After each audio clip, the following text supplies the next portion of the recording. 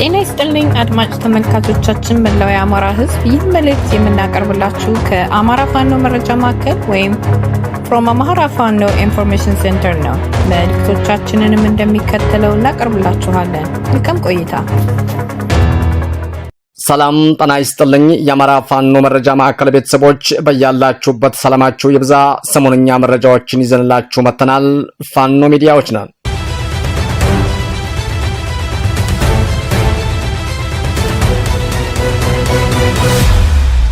ከአማራ ፋኖ መረጃ ማዕከል የዕለቱን አንኳር የዜና ርዕሶችን በማስቀደም የዕለቱን ዜና እናሰማለን። ዕለተ ማክሰኞ ነሐሴ 12 2018 ዓ.ም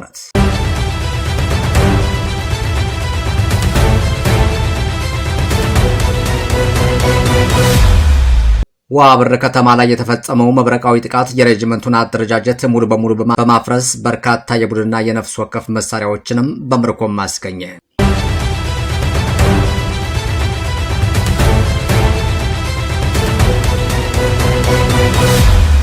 በራያ ግንባር የተሰማሩ የብልጽግና ሰራዊት አባላትም ከነሙሉ ትጥቃቸው ለፋኖ እጃቸው መስጣቸው ተገለጸ። በግሸን ደብረ ከርቤ የህዝብ የምክክር መድረክም ተካሄደ።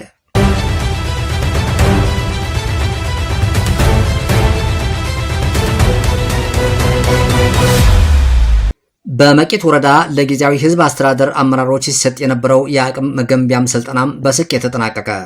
በምንጃር ሸንኮራ ወረዳ በብልጽግና ጥምር ጦርና በፋኖ ኃይሎች መካከል ከፍተኛ ውጊያ ተካሄደ።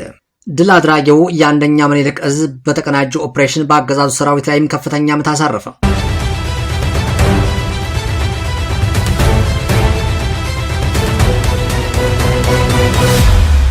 ውድ የአማራ ፋኖ መረጃ ማዕከል አድማጮቻችንና ተመልካቾቻችን የዕለቱን ዝርዝር ዜናዎች በሚከተለው መልኩ ስለሚቀርቡ እንድትከታተሉን እንጋብዛለን።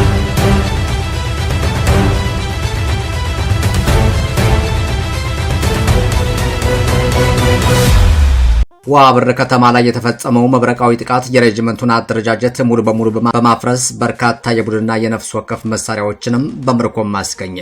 በጄኔራል ብርሃኑ ጥላሁን እየተመራ ወደ ጮቄ ተራራማ አካባቢዎች ሰርጎ የገባው ያገዛዙ 6ኛ እዝ ሜካናይዝድ ጦር አካል የሆነው 10ኛ ክፍለ ጦር 4ኛ ሬጅመንት ቢቡኝ ወረዳ ዋብር ከተማ ላይ ሙሉ በሙሉ መደምሰሱም ተገለጸ።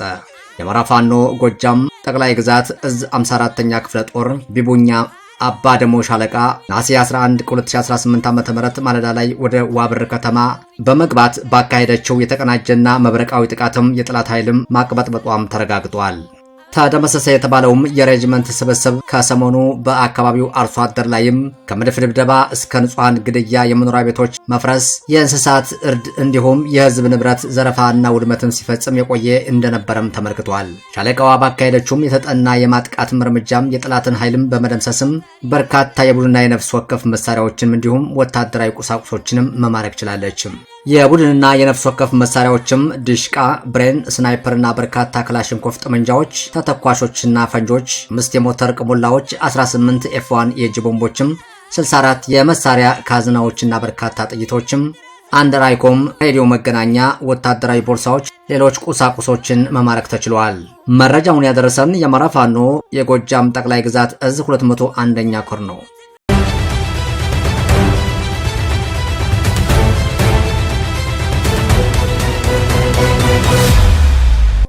በራያ ግንባር የተሰማሩ የብልጽግና ሰራዊት አባላትም ከነሙሉ ትጥቃቸው ለፋኖ እጃቸው መስጣቸው ተገለጸ።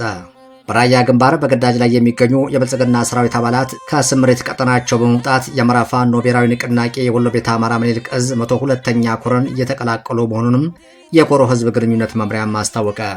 ነሐሴ 11 2018 ዓ.ም በሰሜን ወሎ ዞን ራያ ቆቦ ወረዳ የተመደበው የሰሜን ምስራቅ እዝ 802ኛ ኮር 48ኛ ክፍለ ጦር የ4ኛ ሻለቃ ኦፖ ከነሙሉ ትጥቁም ከጓዶቹ ጋር በመሆን ወደ 102ኛ ኮር መቀላቀሉ ተገልጿል።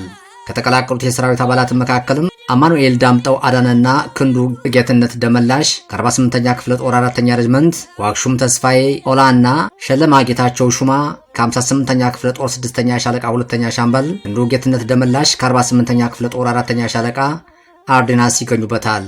ወደ ፋኖ ከተቀላቀሉት አባላት መካከልም አራቱ ትናንትና አመሻሹን ያለምንም መሳሪያ በጀሌ የገቡ ሲሆን የተቀሩት ደግሞ አንድ ጥቁር ክላሽንኮቭ፣ 120 የክላሽ ጥይቶችና 2 F1 የእጅ ቦምቦችን በመያዝ መግባታቸውም ተገልጸዋል።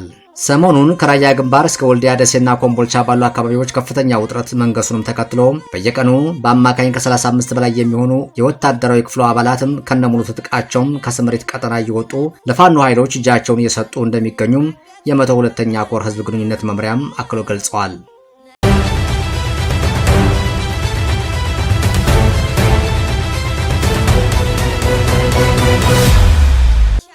በግሸን ደብረ ከርቤ የህዝብ የምክክር መድረክም ተካሄደ። በታሪካዊቷ ግሸን ደብረ ከርቤ አምባሰል ወረዳ 023 ቀበሌ የአማራ ህዝብ የሀገር ህልውና በመጠበቅ የነበረውን ሚናና አሁን የገጠመውንም የህልውና አደጋ መውጫ መንገድ በሚል መሪ ቃል ከአካባቢው ማህበረሰብ ጋርም ሰፊ ህዝባዊ ውይይትም ተካሂዷል። በመድረኩ ላይ የምኒልክ ዕዝ አመራሮች አርበኛ መምህር ፍቅሩ ፈንታው፣ አርበኛ አበበ ቀዬ፣ አርበኛ ዘሪሁን ደምሴ፣ አርበኛ ስንታየው ተስፋውና የ104ኛ ኮር አመራሮች ተገኝተው ከነዋሪዎች ጋርም በወቅታዊ ሀገራዊና አካባቢ ጉዳዮች ላይ በጥልቀትም ተወያይተዋል።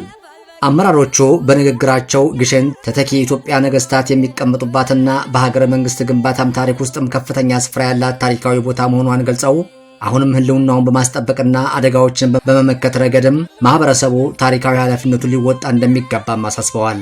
አክለውም ትግላችን ፍትህና ዲሞክራሲን ለማምጣት እንዲሁም የራሳችንን ህልውናና ጥቅም ለማስከበር እንጂ የማንንም ጥቅም ለመጋፋት አይደለም ሲሉም የትግሉን ዋና ዓላማም አብራርተዋል።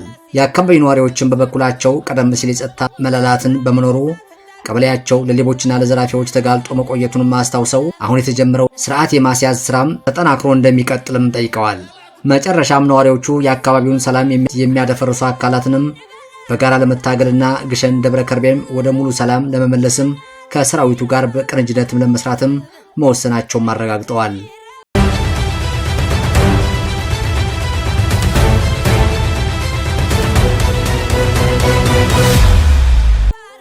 በመቄት ወረዳ ለጊዜያዊ ህዝብ አስተዳደር አመራሮች ሲሰጥ የነበረው የአቅም መገንቢያም ስልጠናም በስኬት ተጠናቀቀ። የአማራ ፋኖ ብሔራዊ ንቅናቄ የወሎ ቤተ አማራ ምኒልክ ዕዝ 303ኛ አሳምነው ኮር የፖለቲካና አደረጃጀት ዘርፍ አስተባባሪነት ለመቄት ወረዳ ጊዜያዊ ህዝብ አስተዳደር አመራሮች ሲሰጥ የቆየው የአቅም መገንቢያ ስልጠናም በስኬት መጠናቀቁ ተገለጸ። ስልጠናው በወረዳ የሚገኙ የጊዜያዊ አስተዳደሩ አመራሮች የወቅቱን የትግል ሁኔታ በመረዳት ህዝባዊ አገልግሎቱን በብቃትና በስነ ምግባር ማቅረብ የሚያስችላቸውንም ግንዛቤ ለማስጨበጥ ያለመ እንደሆነም ተመላክተዋል። በአቅም ማጎልበቻ መድረኩም ላይ ትኩረት ተሰጥቶባቸው ከተዳሰሱት ዋና ዋና ርዕሰ ጉዳዮች መካከል የህዝብ አስተዳደሩ ተግባርና ኃላፊነት፣ ጊዜያዊ አስተዳደሩ በአካባቢው ሰላምና ጸጥታ ከማስከበር ባሻገር የህዝቡን ዕለታዊ እንቅስቃሴዎችም የመምራት ድርሻ፣ የአማራ ትግል መነሻዎችና ደረጃ፣ የትግሉ ታሪካዊና ወቅታዊ ምክንያቶችም እንዲሁም አሁን የደረሰበት ምዕራፍ፣ ተቋማዊ ዲሲፕሊን፣ ህዝባዊ አገልግሎትን በሚሰጥበት ወቅትም አመራሩ ማሳየት የሚገባውን ከፍተኛ ስነ ምግባር፣ ታማኝነትና ተቋማዊ አሰራር፣ ከወታደራዊ ክንፉ ጋርም ያለው ግንኙነትም በሲቪል አስተዳደሩና በሰራዊቱ መካከል ሊኖር የሚገባውም የተቀናጀ አሰራርና የሥራ ክፍፍል በስፋት ተዳስሰዋል። ስልጠናውን የሰጡት የአማራ ፋኖ ብሔራዊ ንቅናቄ ወሎ ቤተ አማራ ምኒልክ ዕዝ 303ኛ አሳምነው ኮር የፖለቲካ ዘርፍ ኃላፊ አርበኛ በሪሁን ደምሌና የኮሩ አደረጃጀት መምሪያ ኃላፊ አርበኛ ጋሻው አበበ ናቸው። አሰልጣኞቹ ባስተላለፉት መልእክትም አመራሩ ከህዝቡ የተጣለበትን ማድራ በግንባር ቀደምትነት ለመወጣትም ተቋማዊ ዲሲፕሊንን መጠበቅና ከወታደራዊ ክፍሉ ጋርም ያለውን ቅንጅትን ማጠናከር እንደሚገባ አሳስበዋል። ሰልጣኞች አመራሮቹ በበኩላቸው በስልጠናው ያገኙትን ግንዛቤ በቀጣይ ስራዎቻቸው ህዝቡን በቅንነትና በብቃት ለማገልገልም ትልቅ አቅም እንደሚሆናቸውም ገልጸዋል።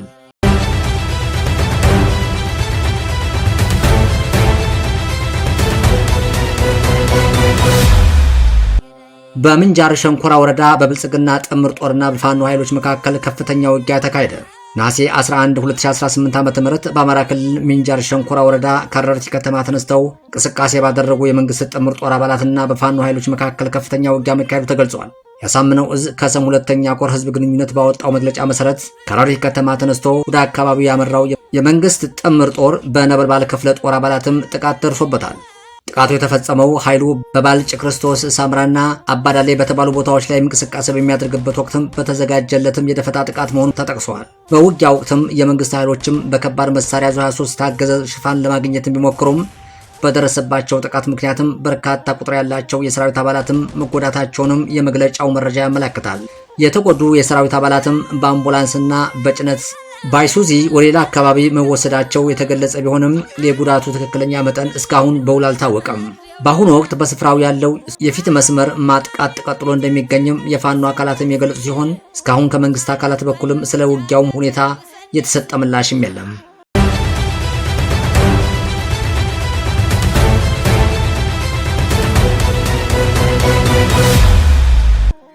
ድል አድራጊው የአንደኛ ምኒልክ እዝ በተቀናጀ ኦፕሬሽን በአገዛዙ ሰራዊት ላይም ከፍተኛ ምት አሳረፈ። በሰሜን ወሎ ዞን የተንቀሳቀሱት የአገዛዙ ኃይሎችም ከፍተኛ የሰው ኃይል ጉዳት አስተናግደው ሽንፈትን ተከናንበዋል። በሰሜን ወሎ ዞን በበርካታ አቅጣጫዎችም መነሻቸውን አድርገው ተንቀሳቅሰው በነበሩ የአገዛዙ 16ኛና 31ኛ ክፍለ ጦሮች ኃይሎች ላይ የተቀናጀ እርምጃም ተወስዷል። የአማራ ፋኖ ብሔራዊ ንቅናቄ አንደኛ ምኒልክ እዝ ልዩ ዘመቻ 16ኛ ኮርና 12ኛ ኮር በጋራ ባካሄዱት በዚህ የተቀናጀ ኦፕሬሽንም የጠላት ኃይልም ያቀደውንም ዓላማ ሳያሳካ ከፍተኛ የስነ ልቦና ስብራትና የሰው ኃይልም ጉዳት አስተናግዶ ለመመለስም ተገዷል። ውጊያው በአሁን ተገኝ፣ እዜት በር፣ ወልዲያ፣ መርጦ፣ ስሪንቃና ጋሸና አቅጣጫዎች እንዲሁም በተረፌ ጠጠር መልቀሚያ፣ ድልበት ሚካኤል፣ ላም ድንጋይና ኩቤ ተራራ በተባሉ አካባቢዎች ለሁለት ቀናት የዘለቀ ለአስጨራሽ ፊልም የነበረ መሆኑም ታውቋል። የአገዛዙ ሰራዊት ያለ የሌለ አቅሙንም ቢጠቀምም በምኒልክ እዝ ፋኖ አባላትም የበላይነት በተጠናቀቀ በዚህ አውደ ውጊያም በርካታ ሙትና ቁስለኛም ተሸክሞ ሽንፈትን ተከናንቦ ወደ መጣበትም ፈጥቷል። በተያያዘ ዜና በፋኖዎች ክንድ ክፉኛ የተደቆሰውም ያገዛዙ መከላከያ ለፋኖ መረጃ ተሰጣላችሁ በሚል ምክንያትም ንጹሃን ህዝብን በማስፈራራትና በመደብደብም አፍሶ ወደ ጦር ግንባር እየወሰዳቸው እንደሚገኝም ከውስጥ የተገኙ መረጃዎችም አመላክተዋል። ሰሞነኛ መረጃዎቻችን እነዚህ ነበሩ። የአማራ የህልውና ተጋድሎ ተጠናክሮ ይቀጥላል። ቸርን ሰንብት። በድጋሚ የአማራ ፋኖ መረጃ ማዕከል ቤተሰቦች በቀረበላችሁ መረጃዎች ላይ ሀሳብ አስተያየት እንድትሰጡ በትህትና እንጠይቃለን። ሰናይ ጊዜ እንዲሆንላችሁ እንመኛለን። በተጨማሪ ላይክ፣ ሼር፣ ኮሜንት፣ ሰብስክራይብ እንድታደርጉልን በትህትና እንጠይቃለን። አመሰግናለሁ።